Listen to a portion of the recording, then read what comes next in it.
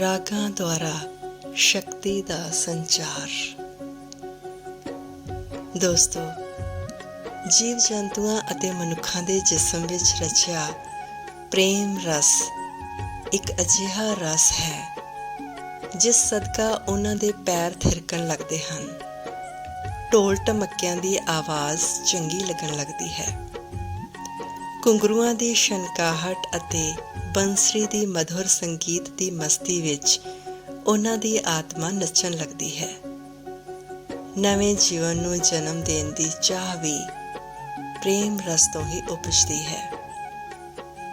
ਮਨੁੱਖਾਂ ਦਾ ਵੰਨ-ਸੁਵੰਨਾ ਸ਼ਿੰਗਾਰ, ਬਾਰਿਸ਼ ਦੀ ਬੂੰਦਾਬਾਂਦੀ ਦਾ ਚੰਗਾ ਲੱਗਣਾ, ਮੋਰਾਂ ਦਾ ਪਹਿਲਾਂ ਪਾਉਣਾ, ਕਬੂਤਰਾਂ ਦੀ ਗੁਟਰਗੂੰ, ਹਿਰਨੀਆਂ ਦੀ ਮਸਤ ਚਾਲ, ਚਾਤਰਿਕ ਦਾ ਮੀਂਹ ਦੀਆਂ ਬੂੰਦਾਂ ਲਈ ਤਰਸਣਾ ਜੀਵਨ ਦੇ ਪ੍ਰੇਮ ਰਸ ਵਿੱਚ ਡੁੱਬੇ ਹੋਣ ਦੀਆਂ ਨਿਸ਼ਾਨੀਆਂ ਹਨ।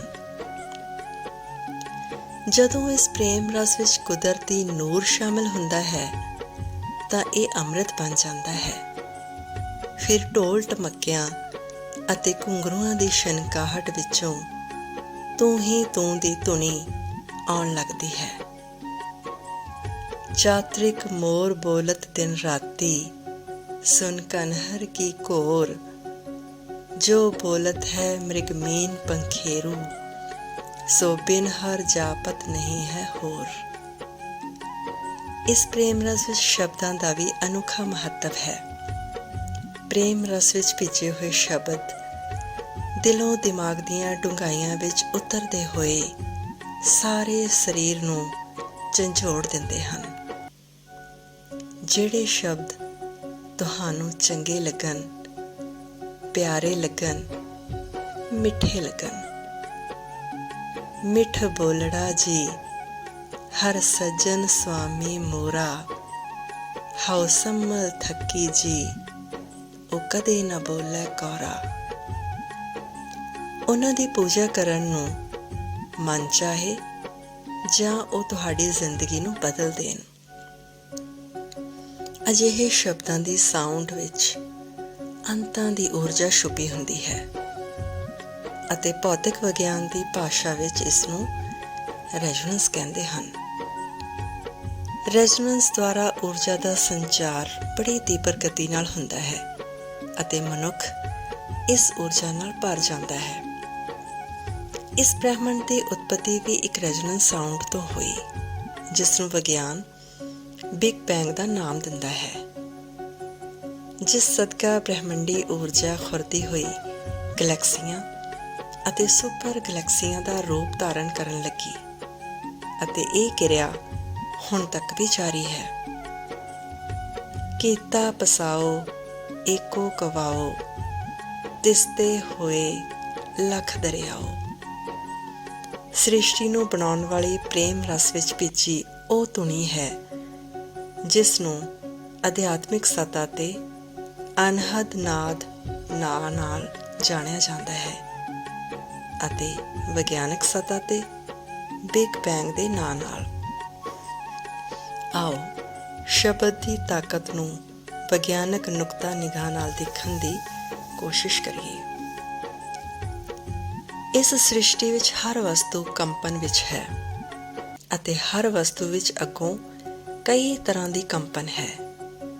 ਪਦਾਰਥ ਬੇਹੱਦ ਛੋਟੇ ਜਿਨ੍ਹਾਂ ਨੂੰ ਮਾਈਕਰੋਸਕੋਪ ਨਾਲ ਵੀ ਨਹੀਂ ਦੇਖਿਆ ਜਾ ਸਕਦਾ, ਐਟਮਾਂ ਦਾ ਬਣਿਆ ਹੁੰਦਾ ਹੈ।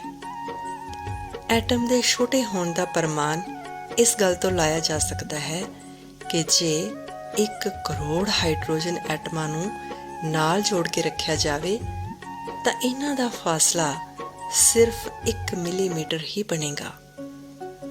ਇਹ ਛੋਟਾ ਜਿਹਾ ਐਟਮ ਅੱਗੋਂ ਇਲੈਕਟ੍ਰੋਨਾਂ, ਪ੍ਰੋਟਾਨਾਂ ਅਤੇ ਨਿਊਟਰਾਨਾਂ ਦਾ ਬਣਿਆ ਹੁੰਦਾ ਹੈ। ਪ੍ਰੋਟਾਨ ਅਤੇ ਨਿਊਟਰਾਨ ਅੱਗੋਂ ਕੁਆਰਕ ਦੇ ਬਣੇ ਹੁੰਦੇ ਹਨ। ਪਹਿਲਾਂ ਕੁਆਰਕ ਘੁੰਮਣ ਘੇਰੀ ਵਿੱਚ, ਫਿਰ ਇਲੈਕਟ੍ਰੋਨ, ਪ੍ਰੋਟਾਨ ਅਤੇ ਨਿਊਟਰਾਨ ਘੁੰਮਣ ਘੇਰੀ ਵਿੱਚ। ਇਸ ਤਰ੍ਹਾਂ ਪਦਾਰਥ ਅਨੰਤ ਘੁੰਮਣ ਘੇਰੀਆਂ ਦਾ ਸੁਮੇਲ ਹੈ। ਘੂਮਨ ਘੇਰ ਅਗਾਹ ਗਾ ਖਰੀ, ਗੁਰ ਸਬਦੀ ਪਾਰ ਉਤਰੀਐ ਰੇ, ਘੂਮਨ ਘੇਰ ਮਹਾ ਅਤ ਬਿਖੜੀ, ਗੁਰਮੁਖ ਨਾਨਕ ਪਾਰ ਉਤਾਰੀ। ਇਹਨਾਂ ਸਾਰੀਆਂ ਘੁੰਮਣ ਘੇਰੀਆਂ ਤੋਂ ਪੈਦਾ ਹੋਈ ਹੈ ਇੱਕ ਕੰਪਨ। ਇਹ ਕੰਪਨ ਹਰ ਪਦਾਰਥ ਦੀ ਅੱਡ-ਅੱਡ ਹੁੰਦੀ ਹੈ। ਇਸੇ ਕੰਪਨ ਸਦਕਾ ਉਹ ਇਸ ਬ੍ਰਹਿਮੰਡ ਵਿੱਚ ਇੱਕ ਵੱਖਰੀ ਪਹਿਚਾਣ ਰੱਖਦਾ ਹੈ। ਇਸ ਕੰਪਨ ਨੂੰ ਮਹਿਸੂਸ ਕੀਤਾ ਜਾ ਸਕਦਾ ਹੈ। ਇੱਕ ਕੰਪਨ ਵਿੱਚ ਸਾਊਂਡ, ਸ਼ਬਦਾਂ ਦਾ ਅਤੇ ਮਿਊਜ਼ਿਕ ਦਾ ਇੱਕ ਮਹੱਤਵਪੂਰਨ ਰੋਲ ਹੈ, ਜੋ ਹਰ ਮਨੁੱਖ 'ਤੇ ਵੱਖਰਾ-ਵੱਖਰਾ ਪ੍ਰਭਾਵ ਪਾਉਂਦਾ ਹੈ। ਜਦੋਂ ਇੱਕ ਬੱਚਾ ਜਨਮ ਲੈਂਦਾ ਹੈ ਤਾਂ ਉਸਦੀ ਕੰਪਨ ਬਿਲਕੁਲ ਸ਼ੁੱਧ ਹੁੰਦੀ ਹੈ, ਤਾਂ ਹੀ ਉਹ ਸਾਰਿਆਂ ਨੂੰ ਚੰਗਾ ਲੱਗਦਾ ਹੈ। ਉਸ ਨੂੰ ਰੱਬ ਦਾ ਰੂਪ ਸਮਝਿਆ ਜਾਂਦਾ ਹੈ। ਬਾਲ ਸਖਾਈ ਭਗਤਨ ਕੋ ਮੀਤ, ਜੋ ਤੁਧ ਸੇਵੈ ਸੇ ਤੁਧ ਹੀ ਜਿਹੇ, ਨਿਰਭਉ ਬਾਲ ਸਖਾਈ ਹੈ। ਪਰ ਜਿਵੇਂ ਜਿਵੇਂ ਉਹ ਵੱਡਾ ਹੁੰਦਾ ਹੈ, ਉਸਦੀ ਕੰਪਨ ਵਿੱਚ ਸ਼ੁੱਧਤਾ ਘਟਦੀ ਅਤੇ ਅਸ਼ੁੱਧਤਾ ਵੱਧਦੀ ਹੈ। ਨਤੀਜੇ ਵਜੋਂ ਬਿਮਾਰੀਆਂ ਉਸ ਨੂੰ ਆ ਘੇਰਦੀਆਂ ਹਨ। ਕੰਪਨ ਨੂੰ ਸ਼ੁੱਧ ਕਰਨ ਲਈ ਸਾਊਂਡ, ਸ਼ਬਦ ਜਾਂ ਮਿਊਜ਼ਿਕ ਦੀ ਮਦਦ ਲਈ ਜਾ ਸਕਦੀ ਹੈ। ਇਹੋ ਆਤਮਾ ਦੀ ਖੁਰਾਕ ਹੈ। ਸਾਊਂਡ, ਸ਼ਬਦ ਜਾਂ ਮਿਊਜ਼ਿਕ ਦਾ ਪ੍ਰਭਾਵ ਹਜ਼ਾਰਾਂ ਗੁਣਾ ਵੱਧ ਜਾਂਦਾ ਹੈ ਜੇਕਰ ਇਹ ਪ੍ਰਭਾਵ ਰੈਜ਼ੋਨੈਂਸ ਦੀ ਸੰਗਤ ਵਿੱਚ ਹੋਵੇ। What is resonance? ਰੈਜ਼ੋਨੈਂਸ ਕੀ ਹੈ? ਸਮਝਦੇ ਹਾਂ। ਆਮ ਤੌਰ 'ਤੇ ਦੋ ਵਸਤੂਆਂ ਦੀ ਕੰਪਨ ਆਪਸ ਵਿੱਚ ਰਲਦੀ ਨਹੀਂ ਹੁੰਦੀ, ਪਰ ਜੇ ਇਹ ਰਲ ਜਾਏ ਤਾਂ ਇੱਕ ਅਜਿਹੀ ਕਿਰਿਆ ਜਨਮ ਲੈਂਦੀ ਹੈ ਜਿਸ ਨਾਲ ਊਰਜਾ ਦਾ ਸੰਚਾਰ ਬੜਾ ਤੀਬਰ ਗਤੀ ਨਾਲ ਹੁੰਦਾ ਹੈ। ਇਸੇ ਕਿਰਿਆ ਨੂੰ ਰੈਜ਼ੋਨੈਂਸ ਕਹਿੰਦੇ ਹਨ। ਜਿਵੇਂ ਇੱਕ ਮਜ਼ਬੂਤ ਪੁਲ ਜਿਹੜਾ ਕਈ ਹਜ਼ਾਰ ਮਣ ਬੋਝ ਚੁੱਕ ਸਕਦਾ ਹੈ, ਕੁਝ ਕੁ ਫੌਜੀ ਭਰਾਵਾਂ ਦੇ ਮਾਰਚ ਕਰਨ ਨਾਲ ਟੁੱਟ ਵੀ ਸਕਦਾ ਹੈ। ਫੌਜੀਆਂ ਦੇ ਮਾਰਚ ਕਰਨ ਨਾਲ ਇੱਕ ਕੰਪਨ ਬਣਦੀ ਹੈ। ਜੇ ਉਹ ਕੰਪਨ ਪੁਲ ਦੀ ਕੰਪਨ ਨਾਲ ਮੈਚ ਕਰ ਗਈ ਤਾਂ ਰੈਜ਼ੋਨੈਂਸ ਹੋਵੇਗੀ ਅਤੇ ਪੁਲ ਦੀ ਕੰਪਨ ਇਸ ਤਰ੍ਹਾਂ ਹੱਦ ਤੱਕ ਵੱਧ ਜਾਵੇਗੀ ਕਿ ਪੁਲ ਲਈ ਉਸ ਨੂੰ ਸੰਭਾਲਣਾ ਮੁਸ਼ਕਿਲ ਹੋ ਜਾਵੇਗਾ ਤੇ ਉਹ ਟੁੱਟ ਜਾਵੇਗਾ। 1940 ਨੂੰ ਵਾਸ਼ਿੰਗਟਨ ਵਿਖੇ ਤੇਜ਼ ਚੱਲ ਰਹੀਆਂ ਹਵਾਵਾਂ ਟੈਕੋਮਾਰੋਡ ਪੁਲ ਨੂੰ ਹੀ ਆਪਣੇ ਨਾਲ ਲੈ ਉੱਡੀਆਂ ਸੀ। ਕਿਉਂਕਿ ਉਹਨਾਂ ਨਾਲ ਹਵਾਵਾਂ ਦੀ ਕੰਪਨ ਪੁਲ ਦੀ ਕੰਪਨ ਨਾਲ ਰਲੀ ਸੀ। ਇੱਕ ਆਮ ਰੌਸ਼ਨੀ ਵਿੱਚ ਬਹੁਤੀ ਤਾਕਤ ਨਹੀਂ ਹੁੰਦੀ, ਪਰ ਜੇ ਉਸਦੇ ਫੋਟਾਨਾਂ ਦੀ ਕੰਪਨ ਆਪਸ ਵਿੱਚ ਰਲਣ ਲੱਗੇ ਤਾਂ ਇੱਕ ਆਮ ਰੌਸ਼ਨੀ ਲੇਜ਼ਰ ਦੇ ਵਿੱਚ ਤਬਦੀਲ ਹੋ ਜਾਂਦੀ ਹੈ।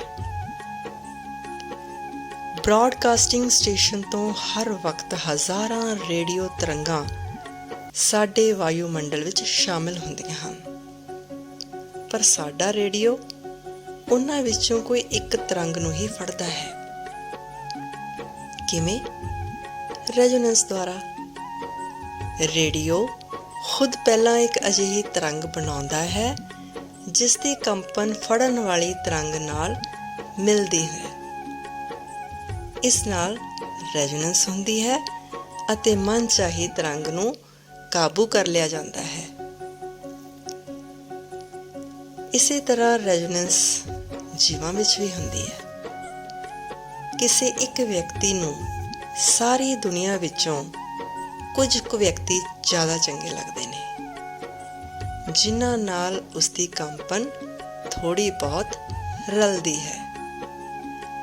ਜੇ ਕਿਸੇ ਪਤੀ ਪਤਨੀ ਦੀ ਕੰਪਨ ਆਪਸ ਵਿੱਚ ਨਾ ਰਲੇ ਤਾਂ ਨੌਬਤ ਤਲਾਕ ਤੱਕ ਅੱਪੜ ਜਾਂਦੀ ਹੈ, ਅਤੇ ਜੇ ਇਹ ਪੂਰਨ ਤੌਰ 'ਤੇ ਰਲ ਜਾਵੇ ਤਾਂ ਹੀਰ ਰਾਂਝਾ ਆਦਿ ਹੋ ਨਿਬੜਦੇ ਹਨ। ਤਾਨਸੈਨ ਨੇ ਰਾਗਾਂ ਦੀ ਇਸ ਹੱਦ ਤੱਕ ਸਾਧਨਾ ਕੀਤੀ ਕਿ ਬੁਝੇ ਹੋਏ ਦੀਵੇ ਦੀਪਕ ਰਾਗ ਗਾਉਣ ਨਾਲ ਜਗਣ ਲੱਗੇ ਅਤੇ ਮੇਘ ਰਾਗ ਗਾਉਣ ਨਾਲ ਵਰਖਾ ਹੋਣ ਲੱਗੀ। ਤੁਸੀਂ ਸੋਚੋਗੇ ਕਿ ਇਹ ਨਾਮੁਮਕਿਨ ਹੈ, ਪਰ ਇਹ ਸੰਭਵ ਹੈ।